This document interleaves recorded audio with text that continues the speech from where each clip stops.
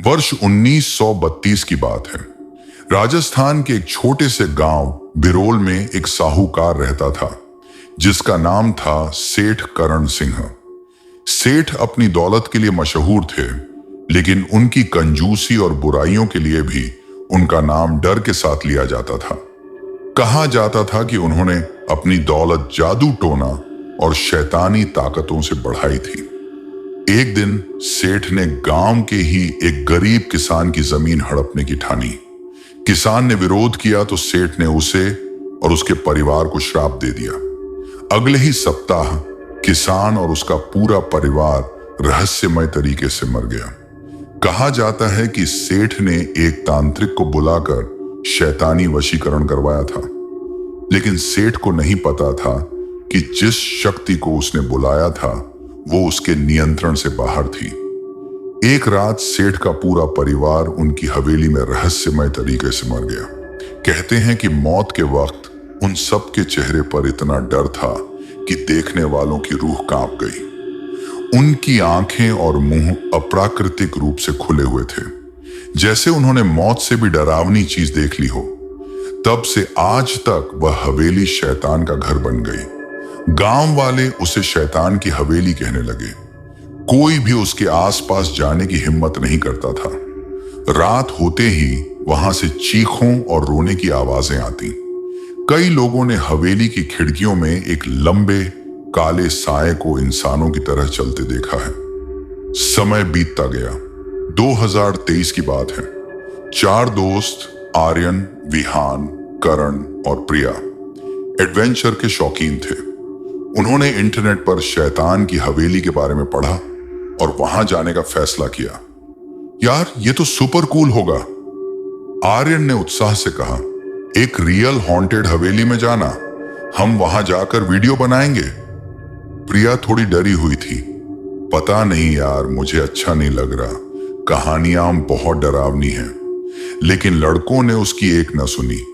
अगले दिन वे सब हवेली की ओर निकल पड़े। हवेली तक पहुंचते पहुंचते शाम हो गई थी। विहान ने अपना कैमरा निकाला। चलो ब्रो, लाइव स्ट्रीम शुरू करते हैं। जैसे ही वे हवेली के मुख्य दरवाजे के पास पहुंचे, प्रिया ने अचानक अपना पैर जमीन पर जमाकर खींच लिया। रुको, क्या तुम्हें यह महक महसूस हो रही है? सबने सूंघा। हवा में बासी फूलों और सड़े हुए मांस की दुर्गंध थी। करण ने हंसते हुए कहा, यार बस कोई जानवर मरा होगा, चलो आगे बढ़ते हैं। हवेली का मुख्य दरवाजा टूटा हुआ था। अंदर का नजारा और भी डरावना था। झाले लगे हुए थे, फर्नीचर टूटा पड़ा था और दीवारों पर अजीब से निशान बने हुए थे। आर्यन ने फ्लैशलाइट जलाई। वाह, क्या जगह है यार, लगता है सच में यहां कुछ भूत प्रेत रहते हैं। वे आगे बढ़े। अचानक विहान का कैमरा बंद हो गया। उसने उसे दोबारा चालू करने की कोशिश की, लेकिन वह चालू नहीं हुआ। अजीब बात है, विहान बोला, कैमरा तो पूरी तरह चार्ज था। तभी प्रिया चीखी, वो देखो ऊपर। सबने ऊपर देखा। दूसरी मंजिल की बालकनी में एक लंबा साया खड़ा था। वो इतना लंबा था कि उसका सिर छत से टकरा रहा था। करण की आवाज कांप उठी, चलो यहां से निकलते हैं। लेकिन जैसे ही वे मुड़े, मुख्य दरवाजा जोर से बंद हो गया। आवाज इतनी तेज थी कि सबके कान बजने लगे। आर्यन ने दरवाजा खोलने की कोशिश की। यह तो बंद हो गया है, अब क्या करेंगे? अचानक पूरी हवेली में एक डरावनी आवाज गूंजी, स्वागत है मेरे नए मेहमान। प्रिया रोने लगी। मैंने कहा था ना, यहां नहीं आना चाहिए था। विहान ने अपना फोन निकाला, लेकिन उस पर नेटवर्क नहीं था। तभी उसकी नजर दीवार पर पड़ी। वहां खून से लिखा हुआ था, तुम सब मेरे हो। अंधेरा घना होता जा रहा था। बाहर बारिश शुरू हो गई। बिजली कड़कने लगी। हर बार बिजली चमकती तो वो लंबा साया उनके और करीब दिखाई देता। आखिरकार वो साया उनके सामने आकर खड़ा हो गया। वो कोई इंसान नहीं था। उसकी लंबाई छत तक थी। बाजू इतने लंबे थे कि जमीन को छू रहे थे और चेहरे पर आंखों की जगह सिर्फ काले गड्ढे थे। वह बोला, मैं इंतजार कर रहा था, तुम्हारा। उसने अपनी लंबी बाजू आगे बढ़ाई। प्रिया की चीखें हवेली में गूंजने लगी। क्या हुआ आगे? क्या चारों दोस्त उस शैतानी शक्ति से बच पाए?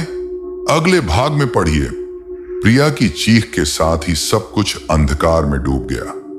जब आर्यन की आंखें खुली तो वह खुद को हवेली के बेसमेंट में पाया। बाकी तीनों दोस्त भी वहीं थे, बेहोश पड़े हुए। विहान ने आंखें खोली। हम जिंदा हैं अभी तक, करण ने कहा। उसकी आवाज कांप रही थी, लेकिन पता नहीं कब तक। बेसमेंट का वातावरण और भी डरावना था। चारों तरफ मोमबत्तियां जल रही थीं और दीवारों पर अजीब अजीब चिन्ह बने हुए थे। प्रिया ने इशारा किया, देखो, ये तो वशीकरण के चिन्ह हैं। तभी उन सब ने एक आवाज सुनी। वही लंबा साया अब दीवार से निकलकर उनके सामने आ रहा था, लेकिन अब उसका रूप बदल चुका था। वह सेठ करण सिंह जैसा दिख रहा था। मैं करण सिंह हूं, उसने कहा, और तुम सब मेरे अगले शिकार हो। आर्यन ने साहस जुटाया। हमें जाने दो, हमने तुम्हारा कुछ नहीं बिगाड़ा। तुमने मेरे घर में घुसकर मेरी शांति भंग की है, शैतानी शक्ति ने कहा। अब तुम्हें कीमत चुकानी होगी। उसने अपना हाथ बढ़ाया और सबके सिर में एक साथ अजीब सी छवियां भर दी। उन्होंने देखा कि कैसे सेठ ने तांत्रिक के साथ मिलकर शैतान को बुलाया था और कैसे वह शैतान अब सेठ के शरीर पर कब्जा कर चुका था। मैंने वशीकरण किया था दूसरों को नियंत्रित करने के लिए, शैतान बोला, लेकिन उसने मुझे ही नियंत्रित कर लिया। अब मैं इस हवेली में फंसा हुआ हूं और मुझे मुक्ति चाहिए। प्रिया समझ गई। तुम्हें किसी की जान चाहिए? नहीं, शैतान ने कहा, मुझे 4 नए शरीर चाहिए, तुम सबके शरीर। सब डर से कांपने लगे। तभी विहान को कुछ याद आया। उसने अपनी जेब से एक पुराना कागज निकाला जो उसे हवेली के बाहर मिला था। ये देखो, उसने चिल्लाकर कहा, इसमें लिखा है कि इस शैतान को हराने का एक ही तरीका है। जिस मंत्र से इसे बुलाया गया था उसे उल्टा पढ़ना होगा। शैतान गुर्राया, तुम हार मान लो, तुम मुझे नहीं हरा सकते। लेकिन चारों दोस्तों ने हार नहीं मानी। आर्यन और कर्ण ने शैतान को विचलित करने का फैसला किया, जबकि विहान और प्रिया ने मंत्र को उल्टा पढ़ना शुरू किया। ओम नमः शिवाय की जगह या विहश मन ओम। जैसे जैसे वे मंत्र पढ़ते गए, शैतान कमजोर पड़ता गया। हवेली हिलने लगी और दीवारों से खून बहने लगा।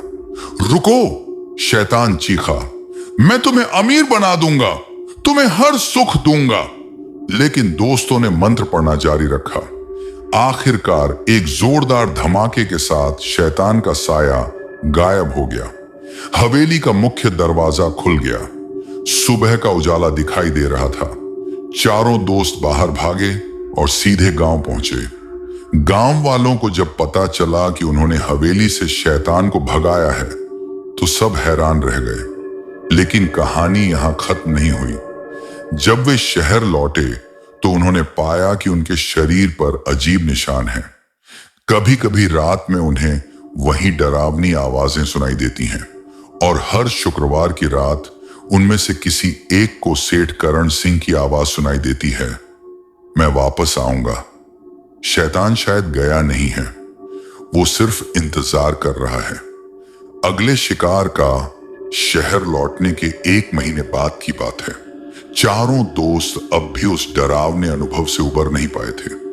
हर रात उनमें से किसी न किसी को वही डरावने सपने आते। प्रिया अब अकेले सोने से डरती थी। आर्यन ने अपने घर की सारी लाइट्स रात भर जलाकर रखनी शुरू कर दी। एक शुक्रवार की आधी रात को विहान की नींद अचानक खुल गई। उसे लगा जैसे कोई उसके कान में फुसफुसा रहा हो, तुम मुझे भगा नहीं सकते, मैं हर जगह हूं। वह घबरा कर उठ बैठा। उसके कमरे का तापमान अचानक बहुत कम हो गया था। दीवार पर उसे अपनी ही परछाई दिखाई दी, लेकिन वह उसके शरीर के मूवमेंट के साथ नहीं घूम रही थी। परछाई ने अचानक सिर घुमाया और उसकी तरफ देखकर मुस्कुराई। विहान चीखना चाहता था, लेकिन उसका गला रुंध गया। परछाई दीवार से निकलकर उसके बिस्तर की तरफ बढ़ने लगी। जैसे जैसे वह करीब आती गई, विहान अपने शरीर को सुन्न पाने लगा। अचानक उसका फोन बज उठा। परछाई गायब हो गई। विहान ने हांफते हुए फोन उठाया। लाइन पर सिर्फ सन्नाटा था और फिर एक कर्कश आवाज गूंजी, तैयार हो जाओ, मैं आ रहा हूं। अगले दिन जब चारों दोस्त मिले तो सबने अपने अपने डरावने अनुभव साझा किए। करण ने बताया कि उसने अपने शीशे में किसी और का चेहरा देखा है। प्रिया रोने लगी। हमें किसी की मदद लेनी चाहिए। उन्होंने एक मनोवैज्ञानिक के पास जाने का फैसला किया। डॉक्टर शर्मा ने उनकी बातें ध्यान से सुनी, लेकिन उन्हें लगा कि यह सब उनके दिमाग का खेल है। तुम लोग एक ट्रॉमेटिक एक्सपीरियंस से गुजरे हो, उन्होंने कहा। यह सब हलुसिनेशन है। लेकिन जैसे ही वे क्लिनिक से बाहर निकले, आर्यन का फोन बज उठा। उसने देखा डॉक्टर शर्मा की ऑफिस की खिड़की पर वही लंबा साया खड़ा था जो उन्हें मुस्कुरा रहा था। यह कोई हलुसिनेशन नहीं है, आर्यन ने कांपते हुए कहा। वो हमारे पीछे आ गया है। उस रात करण के घर पर अजीब घटनाएं होनी शुरू हो गईं। फर्नीचर अपने आप हिलने लगा। दरवाजे खुद ब खुद बंद होने लगे। करण ने अपने माता पिता को सब कुछ बताने का फैसला किया। उसकी दादी माँ, जो काफी बुजुर्ग थी, ने जब यह कहानी सुनी तो वह गंभीर हो गई। बेटा, उन्होंने कहा, तुम लोगों ने जिस शैतान को भगाया है वो असल में भगा ही नहीं है। उसने तुम सबको अपना शिकार चुन लिया है। लेकिन दादी माँ, हमने तो मंत्र उल्टा पढ़कर उसे भगा दिया था, करण ने कहा। शैतान को उल्टे मंत्र से नहीं मारा जा सकता, दादी माँ ने समझाया। सिर्फ कुछ समय के लिए दूर भगाया जा सकता है। अब वो और ज्यादा ताकतवर होकर लौटा है। तो क्या करें? प्रिया ने डरे हुए स्वर में पूछा। दादी माँ ने गहरी सांस ली। एक ही उपाय है, तुम्हें वापस उसी हवेली में जाना होगा और उसकी असली समाधि ढूंढनी होगी। सेठ करण सिंह की मौत के बाद उसके शरीर को कहीं दफनाया गया होगा। जब तक उसकी समाधि है तब तक शैतान का अस्तित्व है। चारों दोस्त एक बार फिर से उसी हवेली में जाने के लिए मजबूर थे, लेकिन इस बार वो जानते थे कि यह जीवन मरण का सवाल था। शैतान इस बार उन्हें जिंदा नहीं छोड़ने वाला था। जैसे ही उन्होंने हवेली का रुख किया, आसमान में बादल घुमड़ने लगे। हवा में वही बासी फूलों और सड़े मांस की गंध फैल गई। शैतान उनका इंतजार कर रहा था और इस बार वह अकेला नहीं था। क्या चारों दोस्त शैतान को हमेशा के लिए खत्म कर पाएंगे, या इस बार शैतान उन्हें हमेशा के लिए अपना गुलाम बना लेगा? अगले भाग में पढ़िए।